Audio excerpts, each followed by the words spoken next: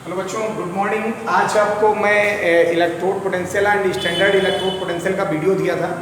इसके बाद आज नया वीडियो दे रहा हूँ आप लोगों को इलेक्ट्रोकेमिकल सीरीज पर, जिसको बेटा हम बोलते हैं ईसीएस। क्या बोलेंगे? ईसीएस, इलेक्ट्रोकेमिकल सीरीज जिसको बोलते हैं, ईसीएस के नाम से जानते हैं। बहुत इंपॉर्टेंट ये सीरीज है। यदि आपको ये आती है तो आप नॉर्मली जो क्वेश्चंस आते हैं कि जैसे सिल्वर पे ब्लैक कलर आ जाता है, ब्लैक कोडिंग हो जाती है, या आयरन पे जिंक की कोडिंग कर दी जाती है, ये सारे क्वेश्चन, या कोई मेटल के द्वारा दूसरा मेटल कैसे डिस्प्लेस कर दिया जाता है, ये सारे जो क्वेश्चंस बन के आते हैं एग्जाम में, उन सब का आपको सोल्यूशन इसी टॉपिक से मिल जाएगा। बहुत अच्छे समझिएगा इलेक्ट्रोकेमिकल सीरीज क्या है, ईसीएस क्या है। मैंने कहा था इलेक्ट्रोकेमिकल सीरीज समझने से पहले आप मेरा इससे पहले वाला वीडियो जरूर देखिएगा, जिसमें मैंने इलेक्ट्रोड पोटेंशियल और स्टैंडर्ड इलेक्ट्रोड पोटेंशियल को समझाया है। मतलब इलेक्ट्रोड विभव और मानक इलेक्ट्रोड विभव को मैंने उसमें अच्छे से समझा है।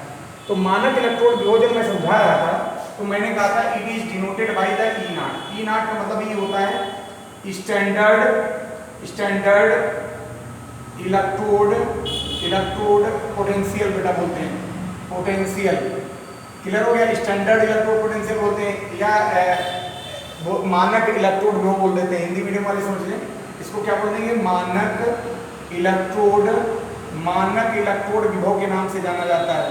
क्लियर हो गया? तो दोनों चीजें क्लियर है कि स्टैंडर्ड इलेक्ट्रोड पोटेंशियल या मानक इलेक्ट्रोड पोटेंशियल में डिफरेंस क्या है, मैंने वो भी चीजें बताई थी। स्टैंडर्ड इलेक्ट्रोड पोटेंशियल का मतलब यही होता है कि 25 डिग्री सेल्सियस पर 1 मोलर सांद्रता वाले अपघट्ट में जब किसी धातु की छड़ को रखा जाता है, छड़ और अपघट्ट के मध्य जो विभव उत्पन्न होगा उसे हम मानक इलेक्ट्रोड विभव कहते हैं। When a metallic rod placed on electrolytes and pass the electric current at 25 degree Celsius 1 molar electrolytes is called the standard electrode potential. ये बात मैंने इससे पहले वाली सीरीज में की थी। अब बेटा बात आती है इलेक्ट्रोकेमिकल सीरीज की, तो मैं आपको बता दूं अच्छे से। जो इलेक्ट्रोकेमिकल सीरीज है इसका मतलब ही समझ लीजिए क्या है कि जो मेटल्स होते हैं, जो धातुएं होती हैं, उनको एक क्रम में रखा जाता है।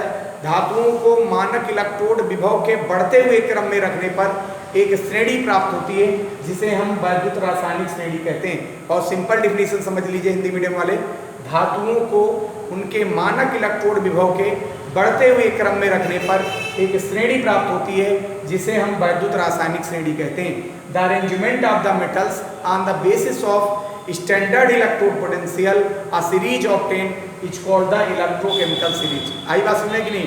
मैंने क्या कहा? The arrangement of the metals on the basis of standard electrode potential a series obtained is called the electrochemical series. Okay, लिख भी सकते हो the arrangement of the metals on the basis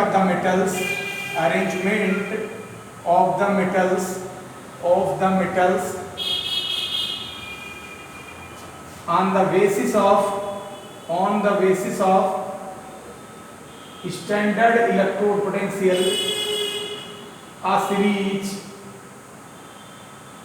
obtained is called electrochemical series. Clear हो गया? The arrangement of the metal on the basis of standard electrode potential a series obtained is called the electrochemical series. ECS के नाम से जाना जाता है। Clear हो गया? अब मेरी बात सुनो, धातुओं को उनके मानक इलेक्ट्रोड विभव के बढ़ते हुए क्रम में रखने पर एक श्रेणी प्राप्त होती है, जिसे हम इलेक्ट्रोकेमिकल सीरीज या ईसीएस कहते हैं। ठीक है? अब देखो, यदि हम इस सीरीज की बात करें तो सबसे ऊपर सीरीज में लिथियम है। लिथियम पे 1+ होता है, 1 इलेक्ट्रॉन ले लिया इसने, तो ये Li बना लिया। और ये Li यदि E नॉट इसका देखा जाए तो 3.05 वोल्ट होता है।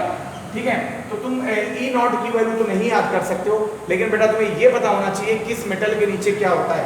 तो लिथियम के बाद पोटेशियम होता है, फिर बेरियम है, फिर कैल्शियम है, फिर सोडियम है, फिर मैग्नीशियम है, फिर एल्युमिनियम है, फिर एमएन है, फिर जिंक है,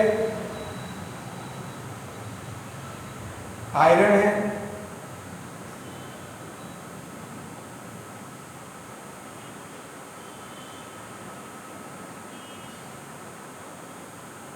क्लियर हो गया? और उसके बाद बेटा हाइड्रोजन आ जाएगा। हाइड्रोजन के नीचे मरकरी है, कापर है, मरकरी के नीचे कापर है, कापर के नीचे सिल्वर है, सिल्वर के नीचे गोल्ड है। समझिएगा। आप लोग समझ के रहे होंगे बात को, ठीक है। ये मेटल का अरेंजमेंट है और ये सारी वैल्यू जो बेटा चलती जाएंगी ये सब माइनस की होंगी, ये सारी माइनस की चलती चली जाएंगी और जैसे हाइड्रोजन पे आओगे 0.00 हो जाती है और नीचे की सारी वैल्यू प्लस की होती है। तो एक चीज मैं बता दूं, जो सीरीज है एक बार अच्छे से समझ लीजिए, बिल्कुल ना भी दिखाई देगा उस करने के। लिथियम के बाद सोडियम है, पोटेशियम है, फिर बेरियम है, स्ट्रोंशियम है, कैल्शियम है, फिर सोडियम है, मैग्नीशियम है, एल्यूमिनियम है, मैग्नीज है, जिंक है, chromium, iron, cobalt, nickel, cadmium, lead. Lead के बाद हाइड्रोजन, मरकरी, कॉपर, सिल्वर और गोल्ड।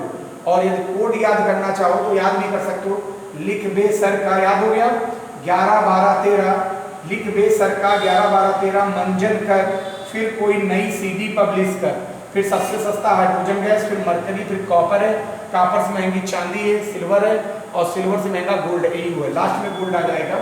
तो बेटा ये यदि आपको सीरीज आती है तो आप इसके कोई भी क्वेश्चंस आएंगे इलेक्ट्रोकेमिकल सीरीज के आप कर सकते हो। आप ले लीजिए,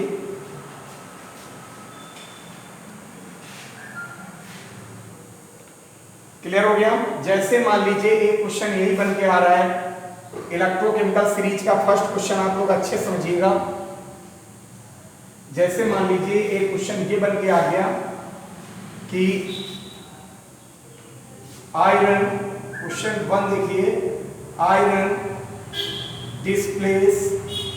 displace the copper in copper sulfate, but copper cannot displace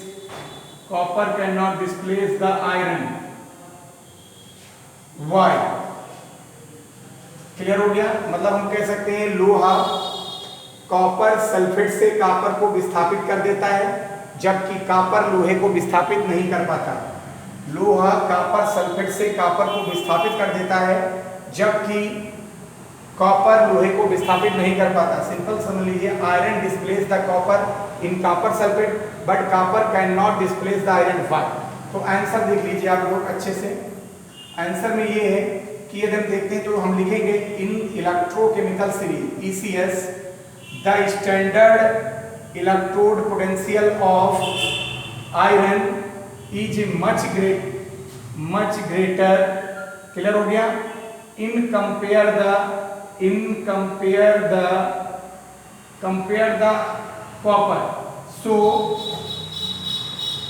so iron easily displace the copper, ठीक है, but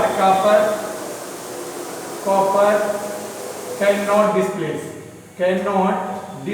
क्लियर हो गया। अब मेरी बात को इसको रिएक्शन के बेस पे आप लोग समझ लीजिए। जो बेटा डिस्प्लेस करता है उसका ऑक्सीडेशन होता है। इट मीन्स आयरन ने यहाँ पे आयरन 2+ किया होगा और 2 इलेक्ट्रॉन निकाल दिया, ये ऑक्सीडेशन हो रहा है। इलेक्ट्रॉन का रिमूव होना क्या कहलाता है? ऑक्सीडेशन। अब दूसरे साइड में आ जाओ, कॉपर सल्फेट था तो 2+ होंगे सल्फेट में, सल्फेट की वैलेंसी 2- तो 2+ हो जाएगा। 2 इलेक्ट्रॉन रिसीव करा के ये कॉपर बना दिया हमने। अब इसको इलेक्ट्रॉन का रिसीव होना रिडक्शन बोला जाता है। 2 इलेक्ट्रॉन कैंसिल कर दो दोनों साइड की, इधर रिएक्टेंट इधर प्रोडक्ट कैंसिल हो जाएंगे। तो Fe+Cu2+ गिव्स आउट Fe2+ और +Cu हो जाएगा कि नहीं? नोट कर लो, Fe+CuSO4 गिव्स आउट FeSO4 और +Cu हो गया कि नहीं हुआ? तो हम लिख सकते हैं, देखो, iron displace the copper in copper sulphate but copper sulphate can not displace the iron. Why? Explain. तो क्लियर हो गया। आप लोग अच्छे से लिख लीजिए, समझ लीजिए।